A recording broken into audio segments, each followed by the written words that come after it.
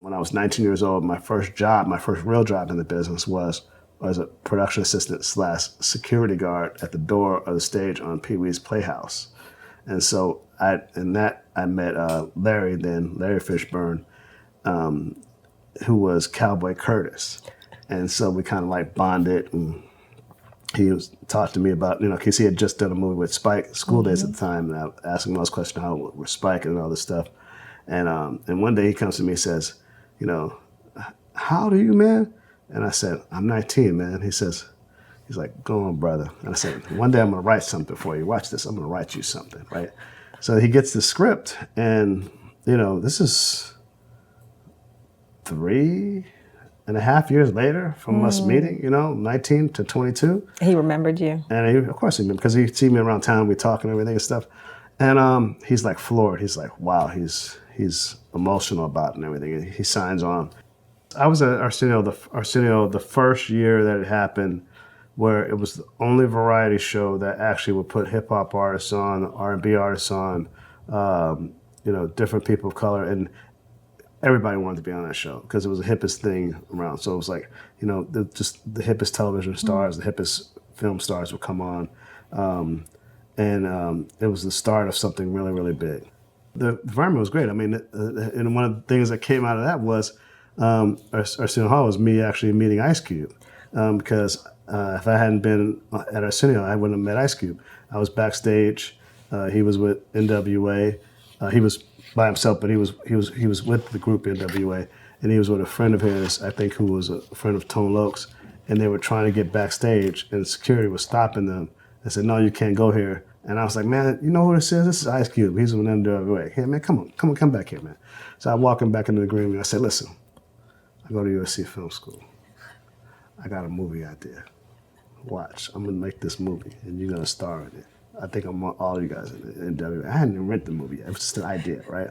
It's okay, cool. So, so we exchanged numbers and stuff. And then I see him somewhere else around and stuff, and I said, I'm still working on that movie, right? This, we're gonna get together. And then I saw him at another event, the Palace, and he had performed with Public Enemy. And this is the first time that he actually had quit the group. And everyone in LA was like, you're dumb. What did you do? You quit the biggest group ever. And he was in the parking lot, and some guys trying to like insult him and tell him why. Some guys trying to insult him at the same time, tell him why he needs him to help his career, right? And we get into his like Suzuki site. I said, "Man, listen, my friends left me. I don't have a ride back to campus. Can you give me a ride back to campus?" He don't know nobody else but me, so Cube gives me a ride. We get in his Suzuki Samurai, and we start going down the 110 freeway, down the Harbor Freeway. He's going to go see his girlfriend, who has been his wife for over 20 years, and I'm going to campus. And he starts playing these beats, and they're beats that the Bomb Squad, the producers for Public Enemy, have given him for his first. He says, "This is the beats to my new solo album, America's Most Wanted," right? So he's playing the beats and stuff like this. I said, "Oh, remember that script I was telling you about?" I said, "I wrote it." I said, "We're going to get it together." So we playing these beats, and I'm talking to him about the movie that I just wrote. 8 months later, we're on the set. That's incredible. 8 months later. That was early 1990. 8 months later, we're working on the movie.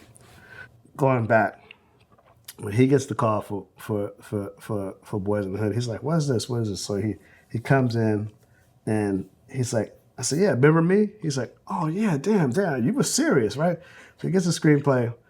I said, "Check this out. I want you to read it." He goes, he comes back, he does his audition, and he sucks. It's like, oh my God. I'm like dying. I'm like, ugh. And I'm like, "Did you read this script?" He says, "Nah, man, I've been busy. I've been touring." I said, "Go home and read my script. Just read the script. You gotta read this script. Come on now. There's nobody else can play this part." So he goes back and reads the part, and then he's just like, he has a revelation. He's like, "Damn, I can do this. I know this guy. I know this thing."